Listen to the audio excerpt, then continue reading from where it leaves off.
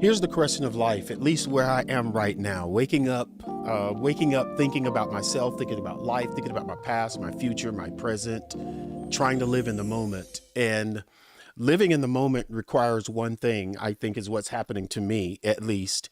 The voice I heard in my head said to me, you know what, Martin, it's time that you demand, not ask.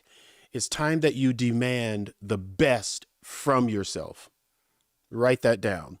It's time that me and you demand the best from ourselves, not the best from the world, not the best from friends, not the best from families, but we need to expect the best from ourselves. Who do you owe? Do you owe anybody anything really in your life? No. What you owe is to the universe, to God, to Creator, whatever you want to call it. What you owe is fulfilling the purpose in which you were sent. That's it. It's nothing else. That's the bottom line.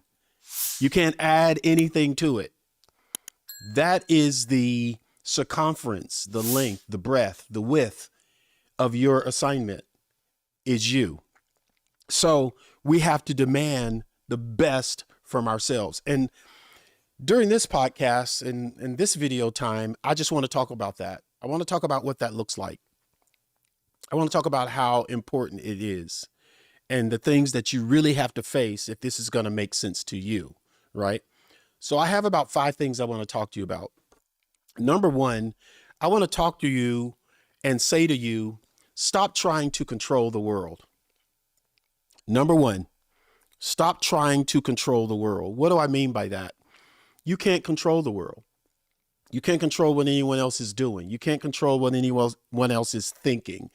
You, you can't control your mom, your dad, your wife, your husband, your kids, your boss. You can't control any of those people. So stop trying.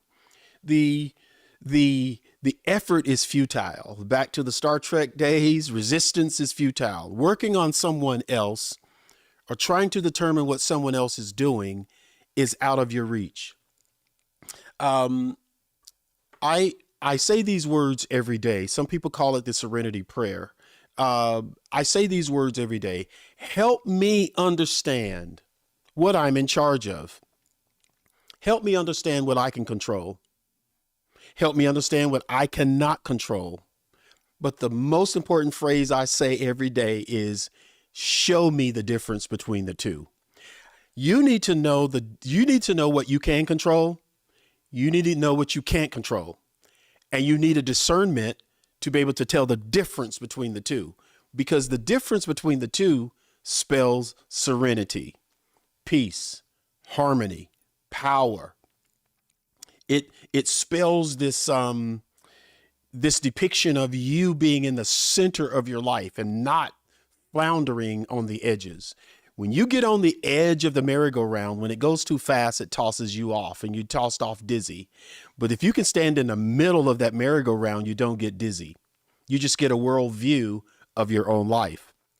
So find serenity by right now, stop trying to control what you can't. How do I know what I can't control? Is it based on your decision? Is it based on your viewpoint? Is it based on your desired outcomes? Is it based on your dream? The only thing you're responsible for is getting results to your own dream, not living out mom, dad's, the world's, the boss, the children, the whatever is attracting your attention, drawing you, stretching you. You have to make a decision. I am not going to try to control the world anymore. You can't control the world. You can only control your world. Your world is your assignment. And let me stay here for a minute. So what about the rest of the worlds around me? What about those important people you just mentioned? What about my job? What about everything else? Listen, never build your life around others' expectations. Because here's my point. Again, you can't do it. You don't have the capacity. You don't have the bandwidth. You don't have the control over what your boss thinks about you. Yes, do your job. Operate in a way that's kind. Operate in a way that you respect the opportunity. Absolutely. But you can't control it. You can only control you. As a matter of fact, you are your job. Your responsibility, your real job on earth is you. We'll get into that in a whole different kind of podcast. But today I'm saying demand more from yourself by don't try to change the world. Don't put a cape on. Don't put a mask on. Don't take this supernatural persona. You're going to change the whole world. Change your world right here. Change your world by the decisions you make. Change your world by your viewpoints. Change your world by deciding how you're going to treat other people. That's it. Stop changing the world. Say it out loud with me. I'm going to stop trying to change the world. One more time. I'm going to stop trying to change the world. I'm going to change my world.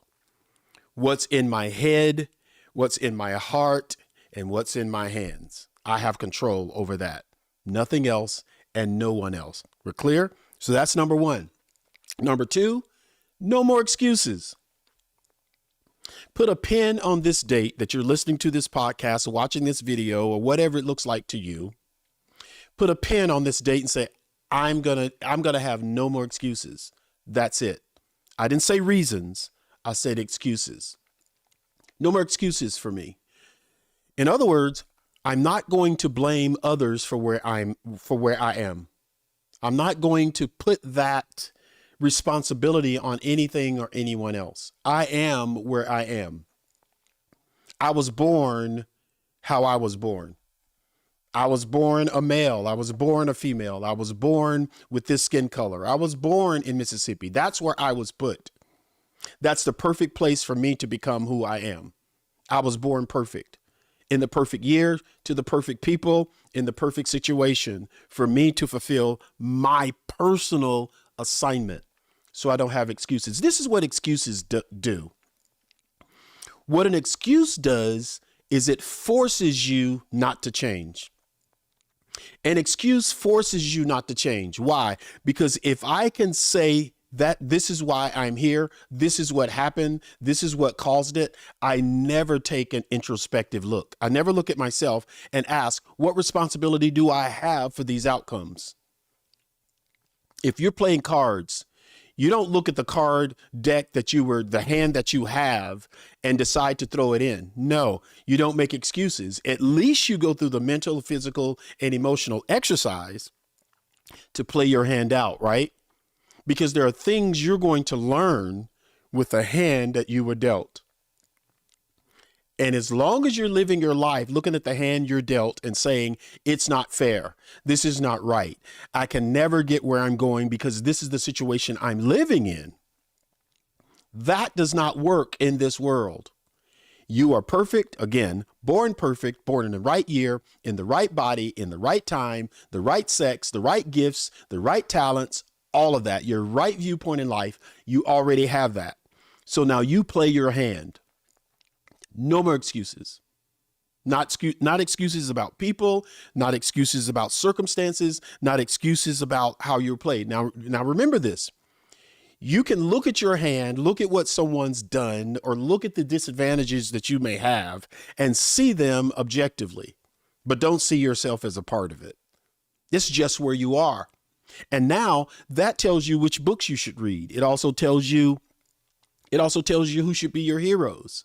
Look for men and women that are like you, that figured out how to stop trying to change the whole world, but they just decided no more excuses. There are books on famous people, on great people. I mean, I love lots of them that teach about this. Alan Watts, Martin Luther King, Neville Goddard. These are my heroes. These are people, Anne Frank. These are people who went through something in the circumstance they were in, and they had no excuses. Reasons are different. I am here. My place on this mountain is a little bit lower than someone who started close to the top. That's just the truth. That's reality, but it's not my excuse. I know my realities. I look my realities in the face, but I don't make excuses about them. This is just where I am. Because no matter where I am, there's somebody someplace in the world that's lower than me, that's not using their excuses excuses for reasons. Your excuse is not a reason. I think I'm making myself clear.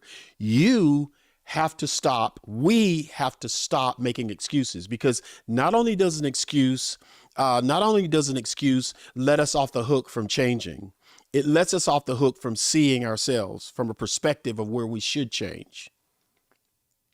So if I make an excuse, I'm not going to look back at Martin and say, you need to change for this reason. You need to learn for this reason. You need to read for this reason. You need to get help for this reason. You need to do it. No more excuses. As soon as I blame someone, I'm making them responsible for my life. And now it's really time for you to take your life back. And the only way to take your life back is to not have excuses. Don't make your reasons excuses. Am I making sense? Don't make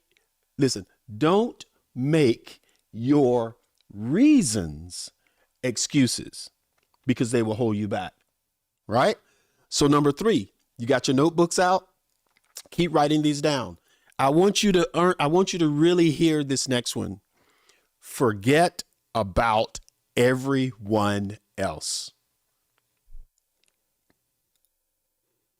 Soak that in. Forget about everybody else. Forget about everyone. Forget about everybody out there. Forget about targeting, making the players on your team better.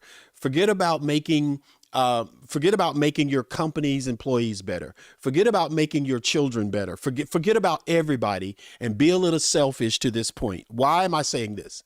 It's really important that you think about this. You know why? Because if I'm focusing on changing the people on my team, I lose focus on changing myself. If I'm focused on making you better, then I lose track of making myself better. The best thing I can do for the world is to change me. The best thing I can do for the world is focus on me. So let me say this right up front. I am not talking about being selfish to the point where I'm disregarding others. I'm misusing others. I'm misrepresenting others. I'm taking advantage of others. That's not what I'm saying.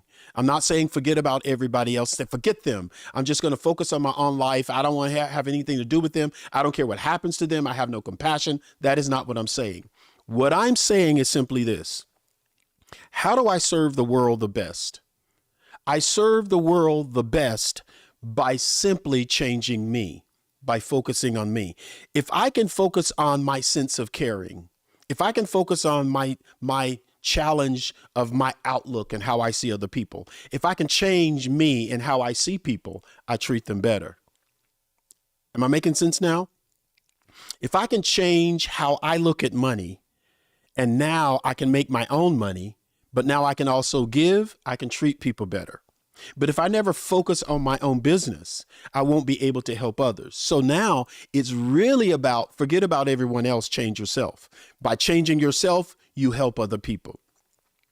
By changing yourself, you become a better, how do I say it? You become a better citizen of the country you live in. By changing yourself, you become a better friend. By changing yourself, by focusing on yourself personally, you become a better spouse. By changing yourself and focusing on yourself, you become a better parent.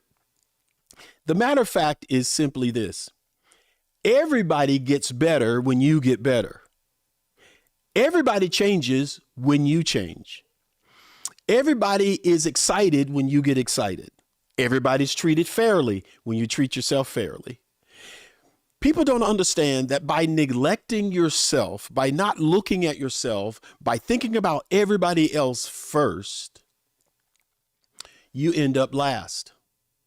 And now you're misrepresenting yourself. And everybody knows this. You've been on a plane, or you've watched a movie, or you've seen something on social media, and it goes like this. The attendant on the airline, or the stewardess on the airline, or the cabin, whatever you want to call them, person on the airline, will get on the intercom and say, just in case this particular aircraft loses pressure. If this aircraft loses pressure, let me tell you what's going to happen. There's going to be a mask that drops down from the ceiling right in front of you. It's going to drop down right in front of you. Put the mask on yourself first. What does it say next? It gives you the reason why you should put the mask on yourself first. Because if you have a child or someone that's depending on you on that aircraft, if someone is depending on you on that aircraft, do not put the mask on them first. Forget about them for a quick second. Love them by putting a mask on yourself first. That mask saves the life of the people you love. In other words, the cabin pressure is going to fall. And within a couple of seconds, if you spend time to put the mask on your child first, or an elderly person or someone you're responsible for on this aircraft, if you put the mask on them first, you will faint. So they have a mask on. And now what happens when that plane lands? Hopefully it lands, right? Hopefully it lands in some sort of way, and everybody's on an emergency and they're trying to get off the plane. Are they going to stop for you? Are they going to stop for your child?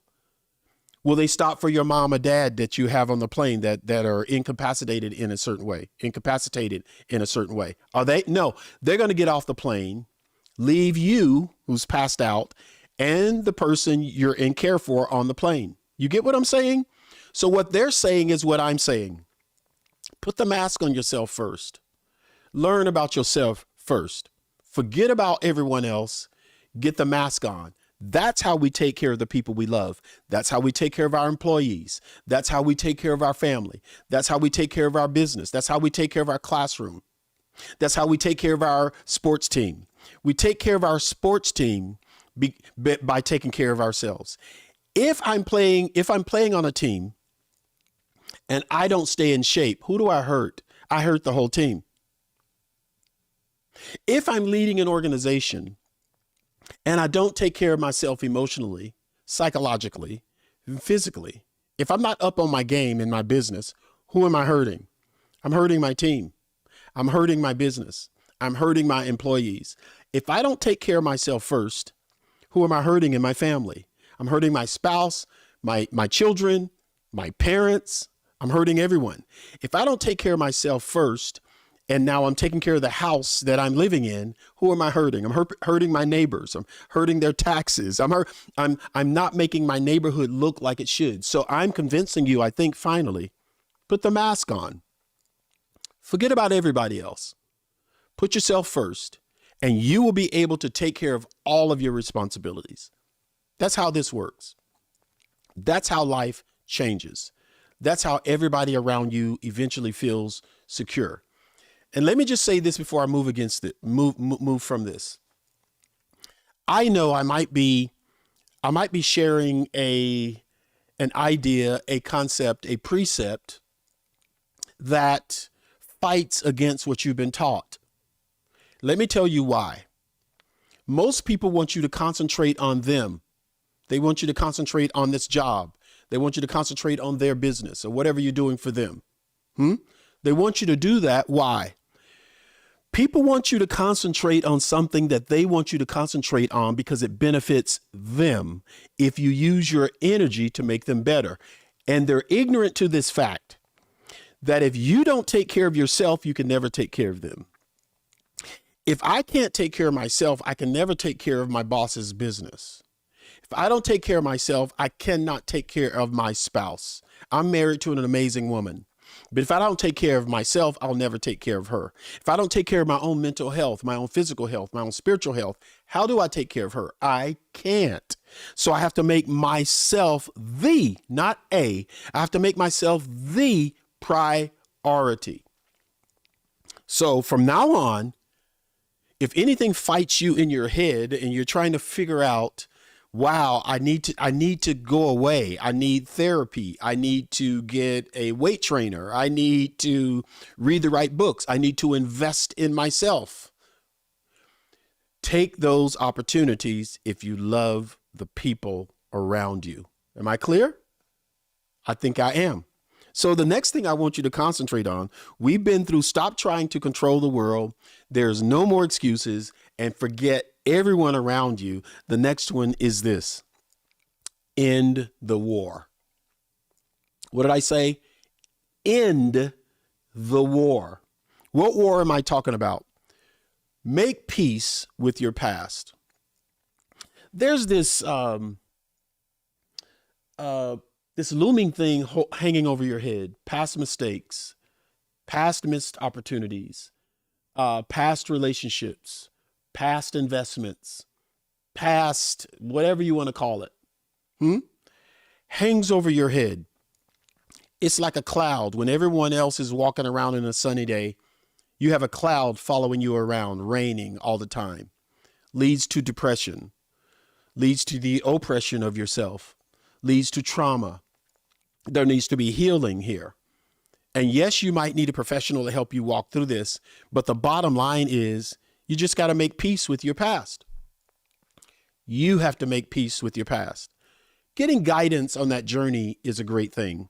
But at the end of the day, you've got to be okay with the mistakes you made. There's one thing you cannot do in this world. You can't go back in time. I know we love the movies about going back in time. We love the ideas of time travel, going back, coming back to you where you are presently and going into the future. I know that's popular, but it's impossible. The only thing you can do is make peace with it. If it was a bad decision, it was a bad decision, but it has nothing to do with the decision I can make now or the decisions I'm going to be making in the future. If you had bad relationships, abuse was there, make peace with it. That happened, notwithstanding. That happened, but the question is, what do I do now? And how do I set myself up for the future? Their bankruptcy happened. That happened. That happened. But what do I do now? And what do I do about my future? It's the only thing you can do. So in the war, that war in your head not only produces depression, but that war in your head literally physically raises your cortisone levels. Cortisone levels in your body from your brain puts you in fight or flight mode. So when you can't make peace with your past, every time something comes up about your past, you are now in a place of fight or flight. And let me tell you something about that level of cortisone. When it goes above the normal levels, you either fight or flight, which means all of the energy of your mind, spirit, soul, and body, it only has two choices. I'm going to muster the will to fight this thing. I'm going to fight into the death, or I'm going to run from it. That's all your body will help you do. As a matter of fact, in fight or flight mode, your body will either fight or flight. It can't do anything else. It can't process your food. It can't process other ideas. It can't process business ventures. It can't process anything that will scale you. It's either going to fight or it's going to fly. So when you get into this place of high cortisone, you get into this place where you haven't made peace and you're still at war with your past. Anything that comes up that reminds you of your past, that's all you're going to be thinking about. When I'm thinking about the last bankruptcy, I can't think about a new business venture. I'm in fight or flight. When I've had a bad, horrible marriage, but now I'm confronted with an opportunity to get involved in this amazing man or woman in my life, right? For me, it's a woman. When I see a woman and now I'm triggered by just even thinking about getting in a relationship with her, I'm either going to fight her or I'm going to fly from her. That's it. I can't even think cognitively about asking the right questions, about spending the right time with getting to know her. And if you're a female, getting to know him. How do I get to know him? I can't do that when I'm still at war with my past. I can't. So you really got to make this decision to be at peace. You have to bring peace to your life in those areas, in the war. Your battle is not against yesterday. Your battle is not about tomorrow. There is no battle, because the only thing you should be focused on is today. Be in the moment. Be in the moment, because nothing else can be decided. Here's the last thing I'll say.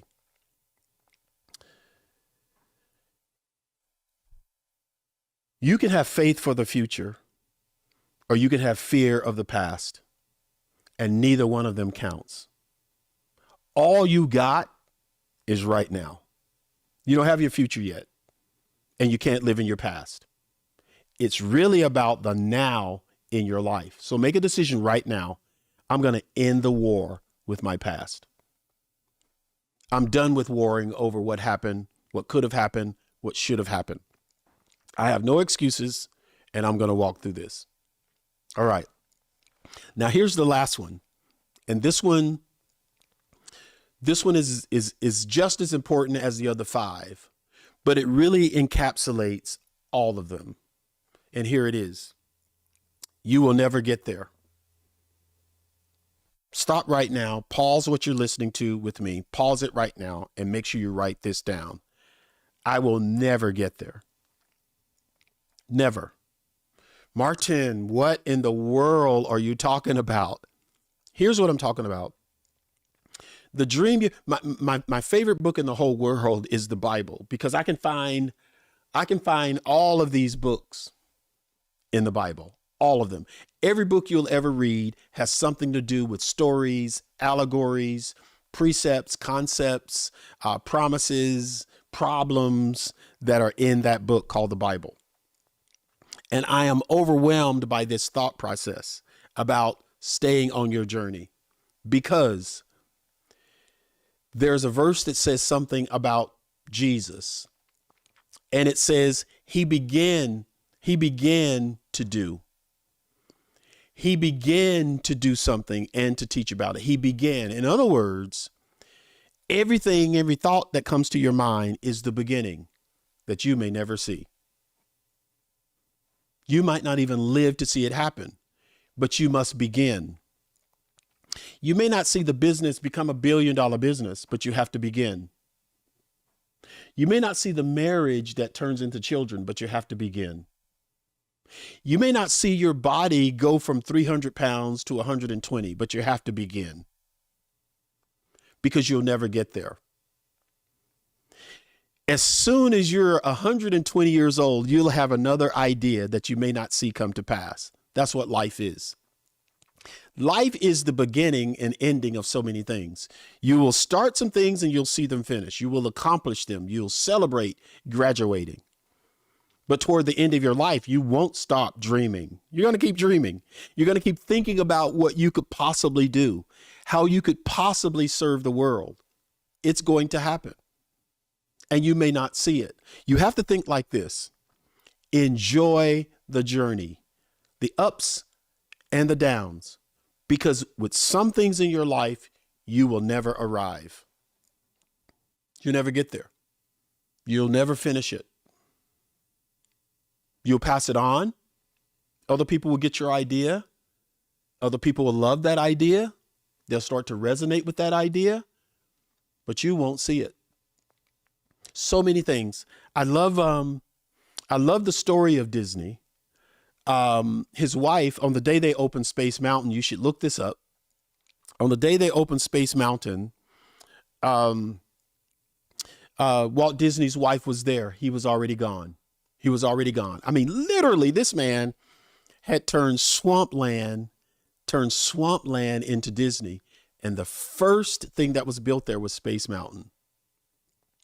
So when they're standing up to cut the ribbon for Space Mountain, the man introduced, and I'm just thinking about this now, so you can look up the particular names.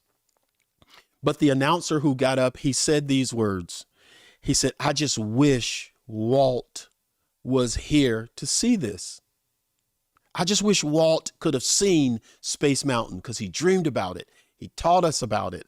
He built the architectural plans. He worked with bringing millions of truckloads of dirt into the swamp to even make it worthwhile to build on." And his wife, Walt's wife, who was still alive, interrupted, walked up to the podium and said these words.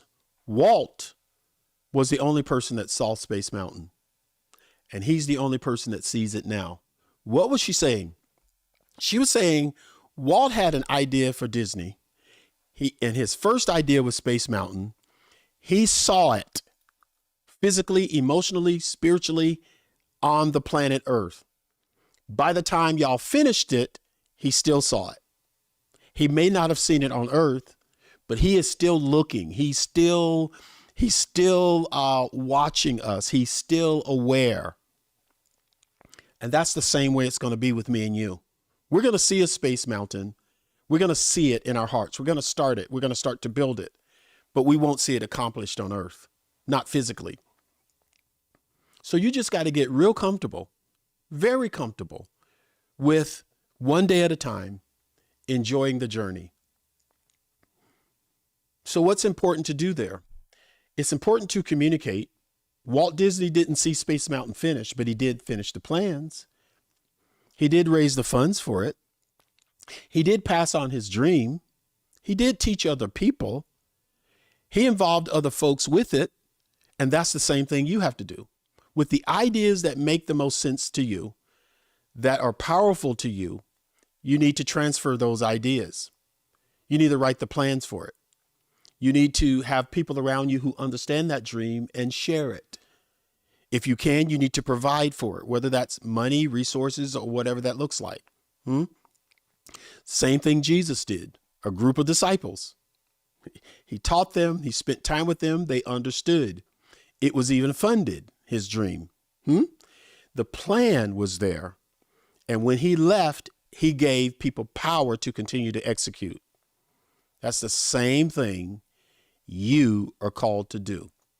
So I end this by saying, demand the best of yourself.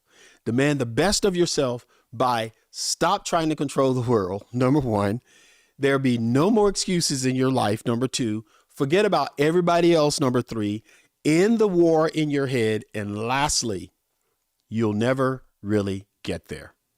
All right. So I'll see y'all guys next time. I'm Dr. Martin Williams, the Dream Keeper. I know this has been amazing. Share it with your friend, follow on every platform, and let's hear about what comes next.